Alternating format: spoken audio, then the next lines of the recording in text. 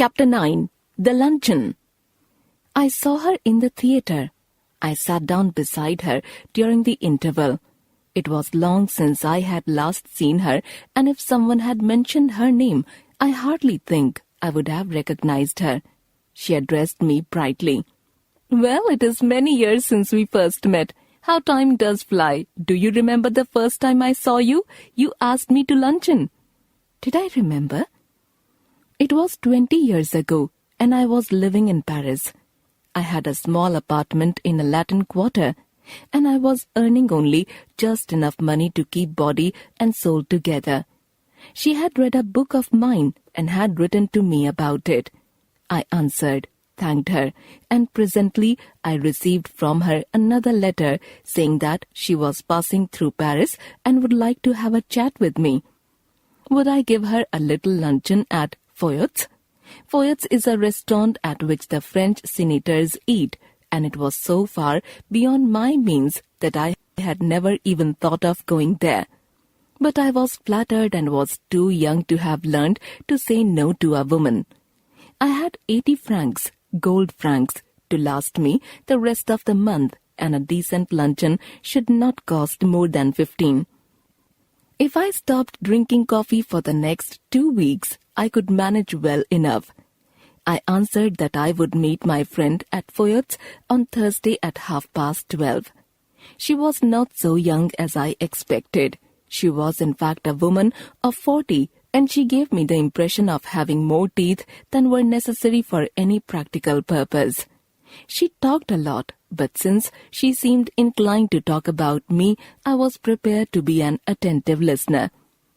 I was startled when the menu was brought, for the prices were a good deal higher than I had expected. But she assured me.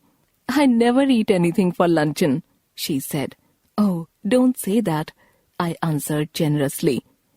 "I never eat more than one thing. I think people eat far too much nowadays. A little fish, perhaps. I wonder if they have any salmon?" Well, it was early in the year for salmon, and it was not on the menu, but I asked the waiter if there was any. Yes, a beautiful salmon had just come in. It was the first they had had.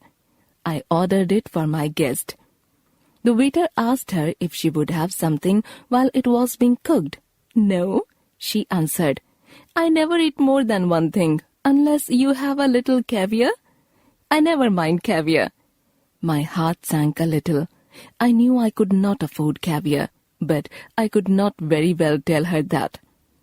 I told the waiter to bring caviar. For myself, I chose the cheapest dish on the menu, and that was a mutton chop. "I think you are unwise to eat meat," she said. "I don't know how you can expect to work after eating heavy things like chops. I don't believe in overloading my stomach." Then came the question of drink. "I never drink anything for luncheon," she said. I answered immediately. "Except white wine?" she continued as though I had not spoken. "These French white wines are so light.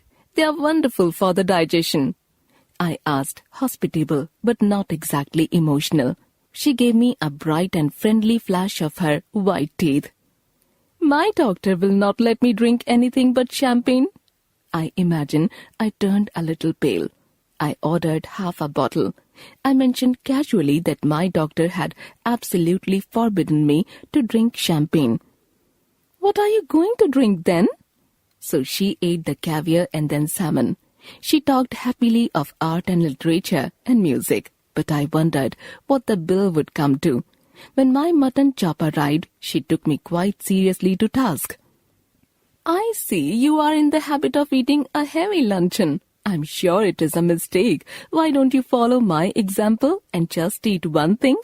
I'm sure you would feel so much better for it," I said as the waiter came again with the menu. She waved him aside with an airy gesture. No, I never eat anything for luncheon. Just a bite. I never want more than that. And I eat that more as an excuse for conversation than anything else. I couldn't possibly eat anything more unless they had some of those great asparagus. I should be sorry to leave Paris without having some of them." My heart sank. I had seen them in the shops, and I knew that they were horribly expensive. I asked the waiter. I tried with all my might to will him to say no. A happy smile spread over his face, and he assured me that they had some so large, so tender, and so very rich that it was a miracle. "I'm not in the least hungry," my guest sighed. "But if you insist, I don't mind having some asparagus." I ordered them. "Aren't you going to have any?" Meal. "I know there are people who don't like them. The fact is, you ruin your taste by all the meat you eat." We waited for the asparagus to be cooked. Panic seized me. It was not a question now how much money I should have left over for the rest of the month, but whether I had enough to pay the bill. It would be mortifying to find myself 10 francs short and be obliged to borrow from my guest. I could not bring myself to do that. I knew exactly how much I had, and if the bill came to more, I made a decision that I would put my hand in my pocket and with a dramatic cry start up and say it had been picked. Of course, it would be unfortunate if she had no money enough either to pay the bill.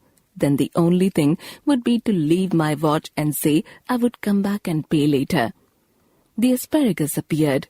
They were big, delicious, and appetizing. I watched the shameless woman thrust asparagus down her throat, and the smell of the melted butter hit my nose. At last she finished.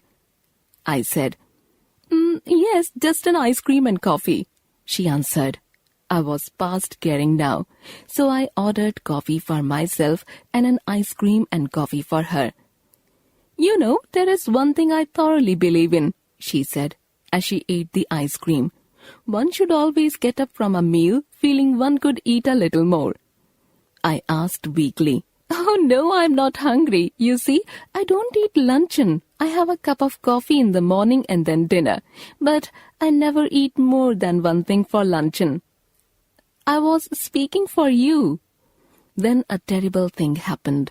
While we were waiting for the coffee, the head waiter with a pleasant smile on his false face came up to us bearing a large basket full of big peaches. They were beautiful. They had the rich tone of an Italian landscape, but surely peaches were not in season then. God knew what they cost. "You see, you have filled your stomach with a lot of meat." My one miserable little chop. "And you can't eat any more? But I have just had a snack, and I shall enjoy a peach."